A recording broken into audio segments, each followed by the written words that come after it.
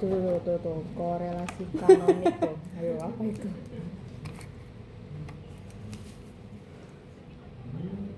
Kayaknya berangkat Kayaknya deh. Hansa berangkat deh. Udah di jalan dia. Ya udah nih tuh.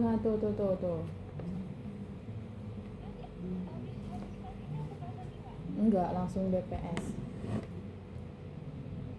Oke.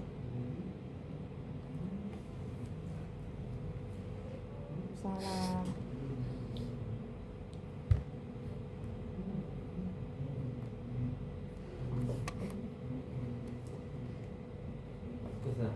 Coba. Ya, assalamualaikum warahmatullahi wabarakatuh. Waalaikumsalam warahmatullahi wabarakatuh. Selamat Pagi. pagi. Aduh. Ya, alhamdulillah akhirnya kita ketemu juga ya Nona. Ketemu lagi. Ya, selalu ada halangan nonton untuk kelas multivariat ini. Dan selalu pas kelas yang multivariat ya. Iya. Pas SIG malah nggak ada. Nggak ada apa-apa. Nah, hari ini kita belajar korelasi kanonik hasilnya 2 TM ya. Iya. Korelasi kanonik. Nah, kalau sudah ada kata-kata korelasi, ya pasti kita itu mau bahas hubungan, ya. Nah, perbedaan ya. Korelasi sebenarnya secara prinsip korelasi kanonik itu sama seperti korelasi pada umumnya.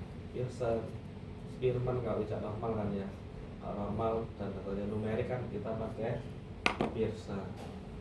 Cuma dia kan cuma 2 variabel saja. Jadi antar variabel X dilihat hubungannya dengan variabel Y saja.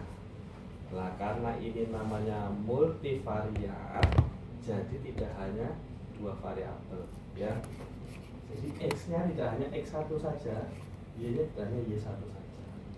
Tapi X1, X2, X3, X4 ya kan, Y1, Y2, Y3, Y4 ya. Banyak ya. Nah, saya berikan ilustrasi seperti ini. Kalau korelasi Pearson, kita bisa kan mau lihat nih hubungan tekanan darah sama IMP. Ada hubungannya nggak sih? Hubungannya kalau kita bicara hubungan pasti positif negatif. Kalau positif berarti kalau tekanan darah IMP naik, tekanan darah naik atau sebaliknya. Kalau hubungannya negatif, tekanan darah naik, IMP turun ya itu ya kalau negatif. Nah, kalau korelasi Pearson dia cuma satu variabel tekanan darah dan sudah, entah itu diastol ataupun sistolik misalkan ya.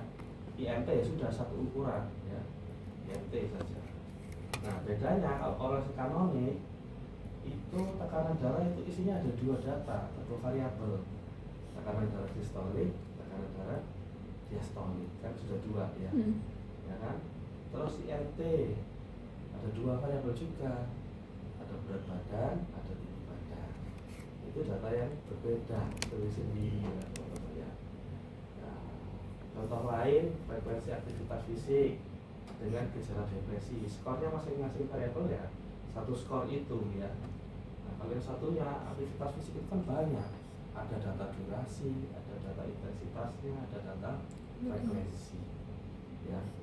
Nah, kalau yang dihubungkan dengan kesehatan mental kan juga banyak, ada kecemasan, anxiety, itu ada depresi ya kan, dan lain-lain ya. Nah, bedanya kanonik sama Pearson itu ya teman-teman ya. Jadi yang ini namanya variabel karena satu-satu, variabel X, variabel Y atau mau dinamakan apa. Tapi kalau ini tetap dalamnya namanya variabel, tapi yang membungkus ini namanya set variabel. Ya, di dalam referensi lain ada yang menyebutkan sebagai gugus variabel. Ya, gugus variabel. Nah, biasanya gugus variabel atau set variabel itu nanti punya nama lagi ya, kayak aktivitas fisik nih. Nah, itu yang dinamakan variabel kanonik. Ini variabel kanoniknya aktivitas fisik, tapi di dalamnya ada yang lagi variabel aslinya ya. Itu. Jadi fokus kita itu kita mau lihat hubungannya antar set variabel ini, dua set variabel ya. Kalau hubungan pasti dua set variabel.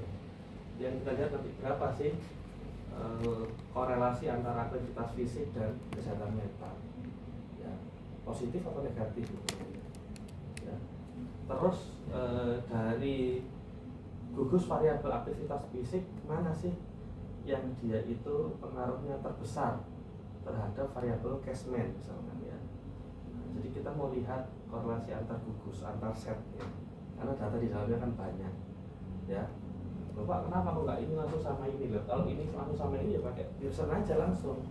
Kalau antar variabel ya kan, kita berbicara adalah set variabel atau gugus ya.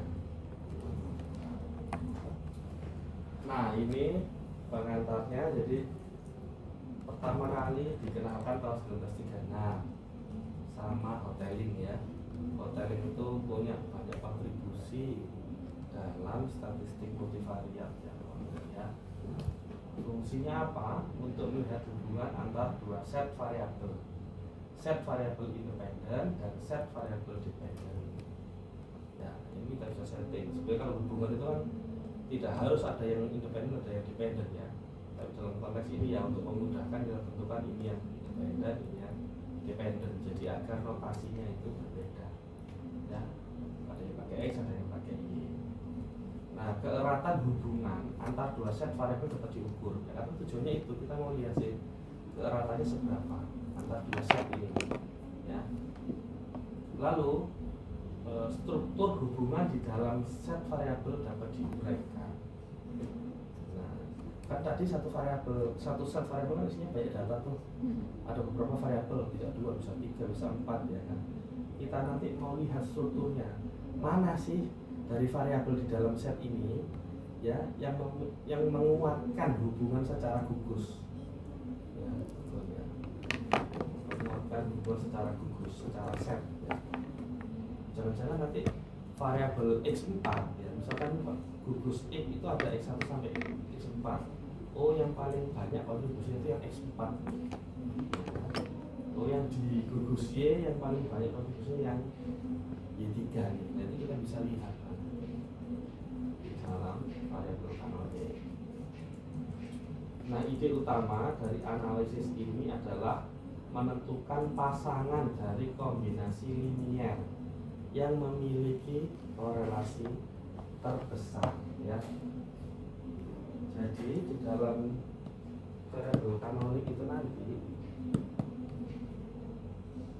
dia diwakili oleh suatu fungsi ya teman-teman, atau persamaan linier.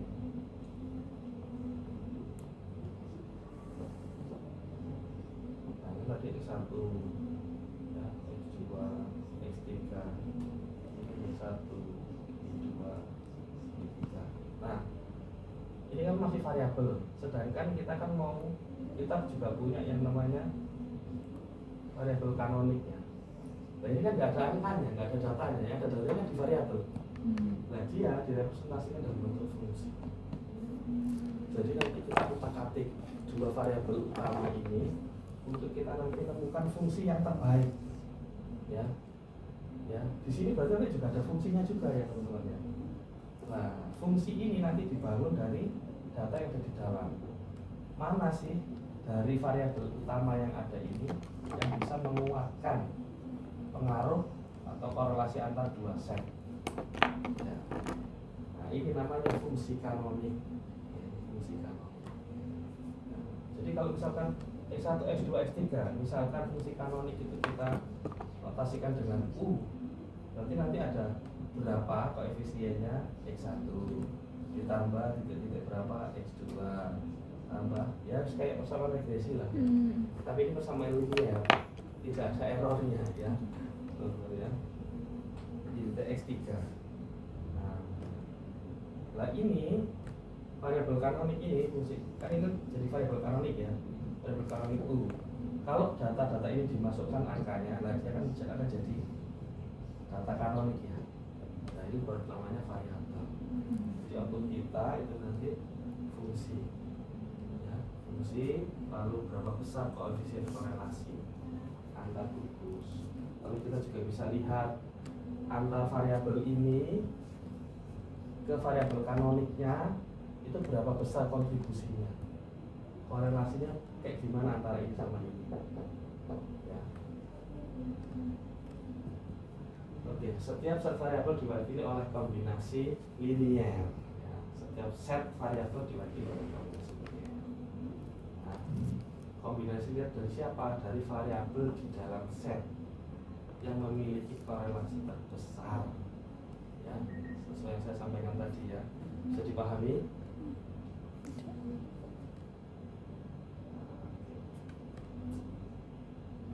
Fungsi kanonik sama dengan pasangan kombinasi linier di dalam set variabel.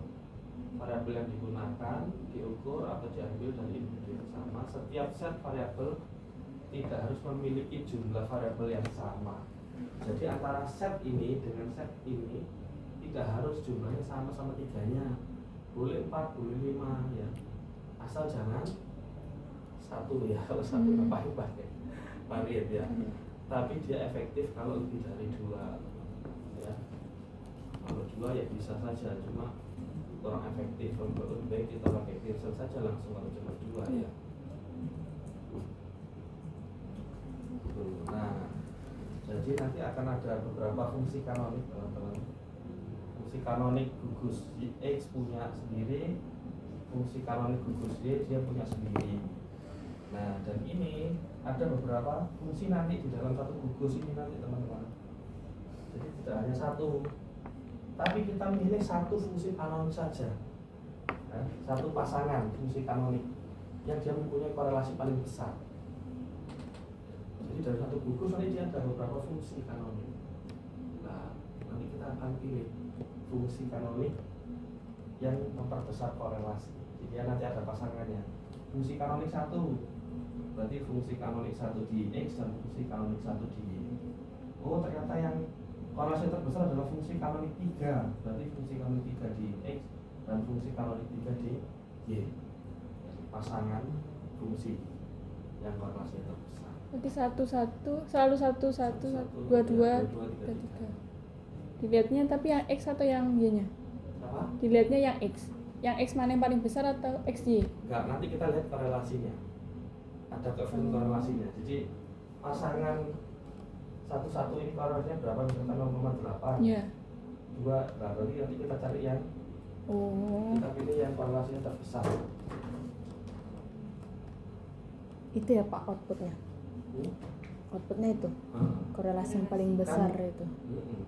korelasi terbesar. Nah, nanti ada di belakang prakteknya. Karena kan memang di realitas dunia kita itu tidak variabel itu tidak hanya 2 ya, tapi ya banyak gini. Saya mau ukur kinerja pegawai saya nih setelah dia ikut beberapa assessment. Nah kan kinerja kan ukurannya juga banyak ya. Ya kan, kualitas kerjanya, loyalitasnya, tidak satu angka tunggal. Makanya orang sekarang ini banyak digunakan.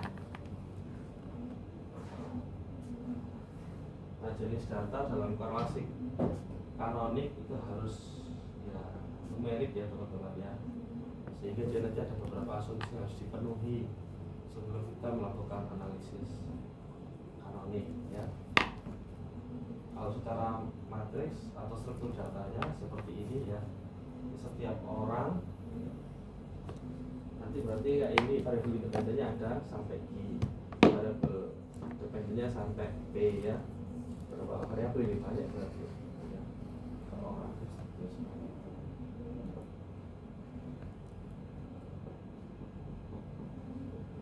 Nah, ini adalah asumsi-asumsi dari korelasi kanonik.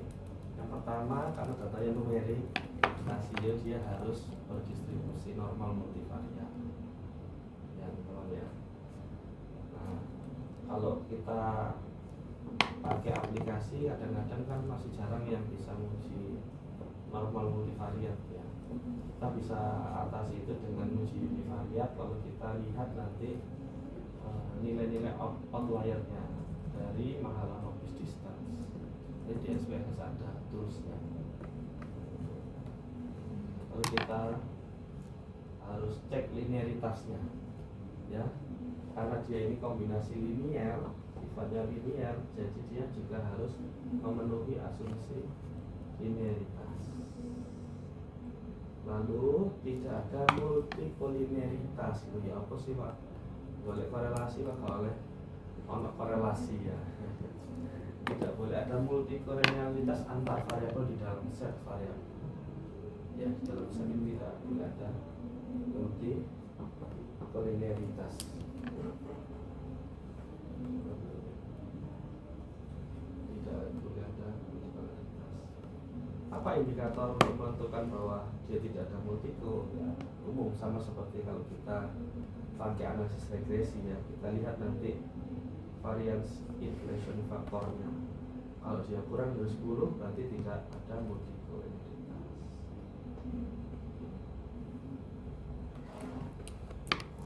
Nah ini proses dasar canonical correlation analysis. Yang pertama tentukan mana yang termasuk kumpulan variabel dependen, mana yang termasuk kumpulan variabel independen. Jadi sudah dipetakan ini masuk set mana, ini masuk set mana. Ya. Yang kedua menentukan beberapa fungsi kanonik, ya, yakni korelasi antara set variabel dependen dengan set variabel independen. Lalu yang ketiga kita uji fungsi kanoniknya. Uji signifikan itu terdiri dari uji parsial dan uji simultan, secara serentak maupun secara parsial. Nah ini nanti juga menentukan kita tuh pakai fungsi yang mana, fungsi yang 1, 2 atau 3. Kita juga bisa lihat signifikansinya selain kita lihat korelasi. Lalu nanti kita bisa lihat canonical relationship-nya. Jadi antar variabel utama dengan variabel kanoniknya itu bagaimana hubungannya. Ya. Lalu antara variabel utama dengan variabel kanonik, ya, lawannya itu bagaimana, kita bisa lihat. Antar variabel kanonik kita juga bisa lihat bagaimana hubungannya. Kanonik kan ini Jadi kan kita bisa yang di luar menginterpretasikan. gini kan. Ini variabel Lalu ada redundancy index dari analisis yang ada, seberapa besar sih variasi itu bisa dijelaskan oleh analisis kita. Yang keempat, interpretasi hasil berdasarkan fungsi kanonik yang terpilih menggunakan beberapa metode seperti canonical weight. Apa sih canonical weight itu nanti bobot dari persamaan fungsinya ini. Ini namanya canonical weight.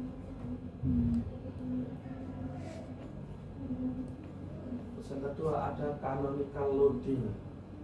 Canonical loading itu berarti adalah korelasi antar variabel asli atau variabel utama terhadap variabel kanoniknya. Itu namanya variabel canonical loading. Lalu ada yang namanya cross canonical loading. Apa itu? Korelasi antara variabel utama dengan variabel kanonik lawannya. Ya. Cross ya teman-teman. Loh, Pak, kok nggak langsung ke ini aja variabel utama yang dilawannya? Ya. Kenapa kok nggak langsung aja Pak variabel asli di X dengan variabel asli di Y? Ya kalau gini ya pakai korelasi Pearson aja.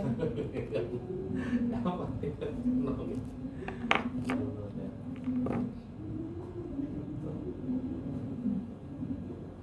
Ini variabel apa? Semuanya.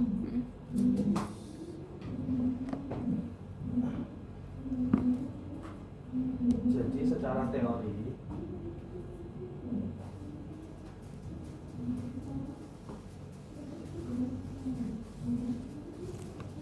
kita itu melakukan analisis kanonik multivariat itu basisnya matriks ya teman-teman. Matriks. Jadi kita itu harus bikin dulu matriks varian kovarian. Masih ingat cara hitung varian? Masih lah ya. Varian lain ya varian kan XI min X bar X bar per Oh, masa harus kayak update varian? M1 kenapa? oh iya Kenapa? enak Teman-teman. jauh Wah, keren.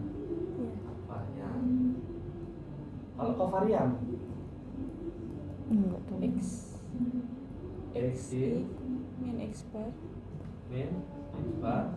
kuadrat Kok kuadrat? Kok varian? oh dengan yang lain ya Dengan Y yang lain. apa Y Y, min min Y bar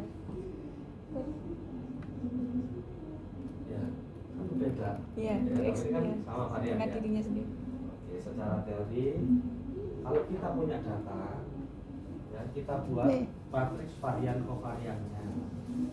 X XI Hmm. min X bar Nah, sebelum kita Kuadrat.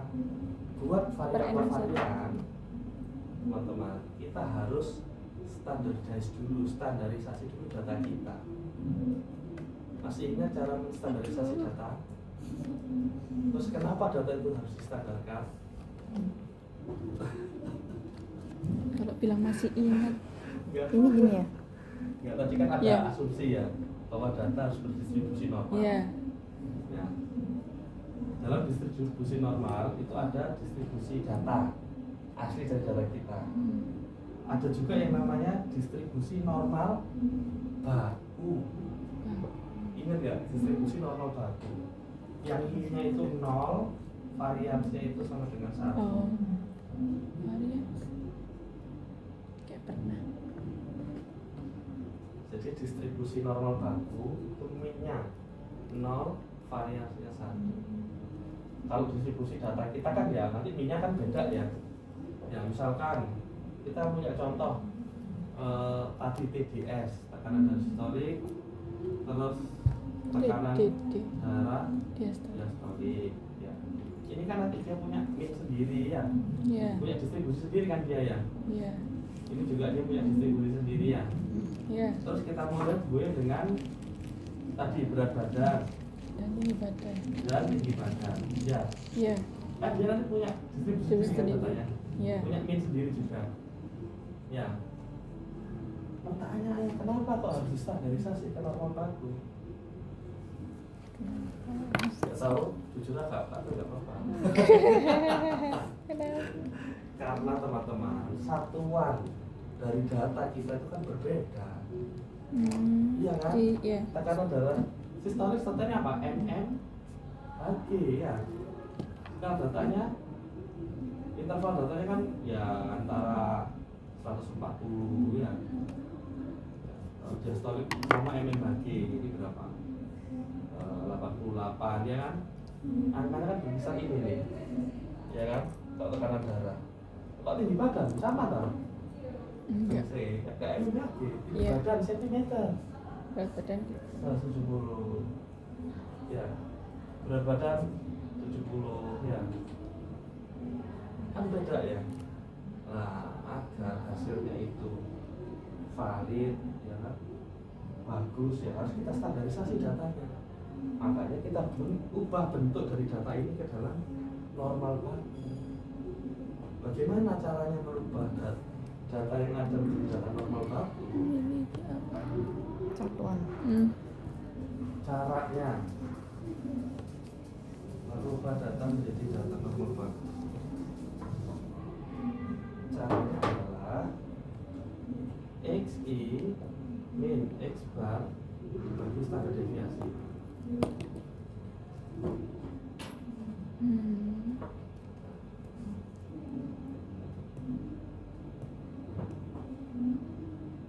Jadi misalkan kita punya data nih, tinggi badan 140, 165, 150, 140 DST. Terus rata-ratanya anggaplah 170. Standar deviasinya anggaplah 4,5. Ya. Orang pertama kita ubah datanya di standar. Kita standardiskan. Berarti 180 min 170 apa? 170 Bagi 4,5 Nah ini nanti ada data setnya, standardized-nya. ini nanti kita punya data standardized. Nah, data standardized itu yang kita berarti kan secara level sama semua kan datanya akhirnya, ya kan? Jadi data standardized semua. Karena sudah kita bawa dia ke minnya 0, variasinya 1.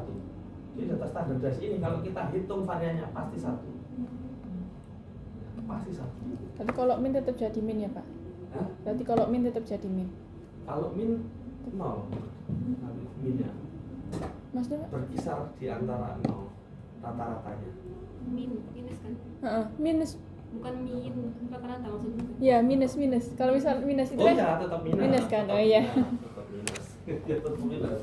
Ya kan kayak 165. Tetap minus. Minus 5. Baru dari Itu kan data standardized 165 dikurangi ini 170 kan minus. ya, Minus 5. pasti ada minusnya juga nanti. Kan itu totalnya Boleh 1. saya contohkan di Excel. Kalau gak lutut ya apa kuliah ternyata. Ya nggak apa-apa Pak.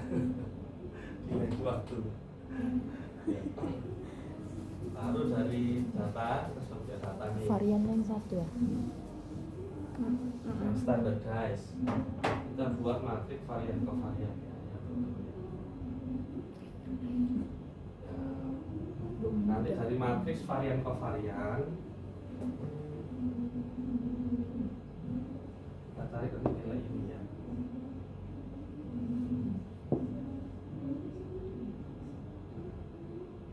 Kita cari matriks varian kovariannya, nanti ketemu beberapa matriks.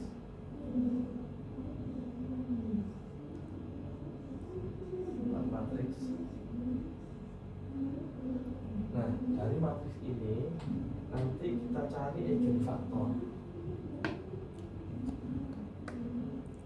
Eigenfaktor sama nilai eigen. Masih ingat eigenfaktor? Nilai eigen. Itu SMA banget ini. Oh iya Pak. Matriks kan. Oh iya Oh, kalau matriksnya. Operasi matriks loh. Iya kan? Nah, nanti kita cari vektor eigen itu dari, jadi ada dari nilai dari vektor eigen itu akan muncul hasil dari perhitungan matriks Rx untuk gugus X dan gugus Y dari perhitungan matriks varian kovarian Y. Jadi datanya nanti ya ini nanti kan, kalau ini kan berarti varian, data ini kan varian. Yang gondolnya matriks itu kan berarti dia varian ya gondolnya. Ya enggak? Ini kan Ingat insyaallah. Iya Pak.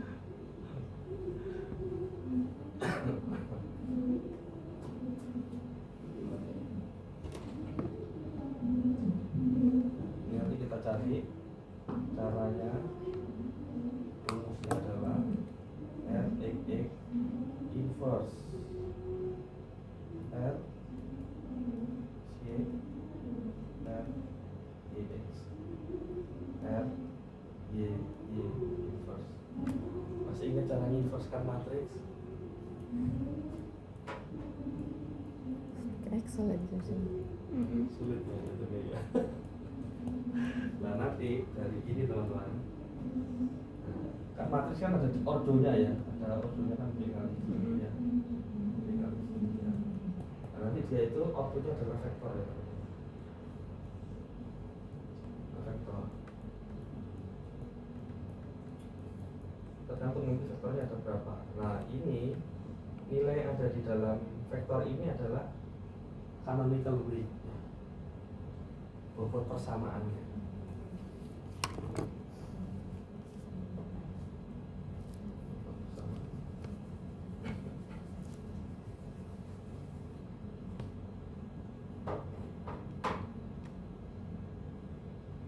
Misalkan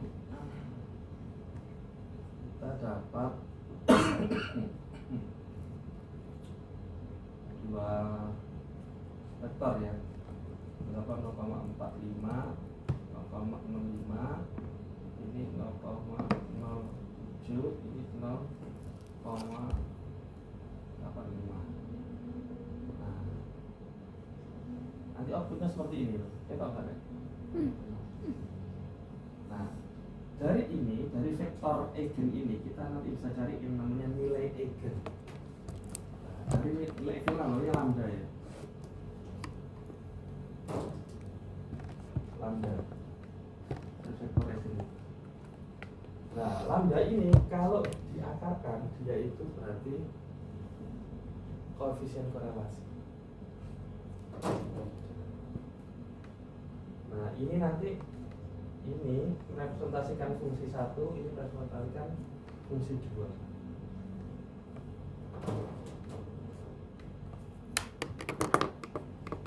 Ini representasi fungsi 1, ini representasi fungsi 2. Jadi nanti kita punya dua nilai eigen.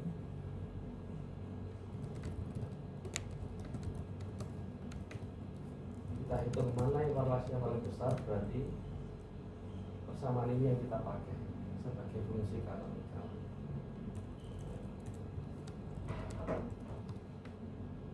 Nah, oke. Sulit tak sih? Lumayan Pak. Kalkulatif maksudnya, karena 2 kali 2 saja perhitungannya sudah luar biasa ya. Tapi saya kasih tahu dari mana ini perhitungannya, angka-angka itu nanti muncul ya teman-teman. Nah sekarang kita langsung praktek aja pakai SPSS ya.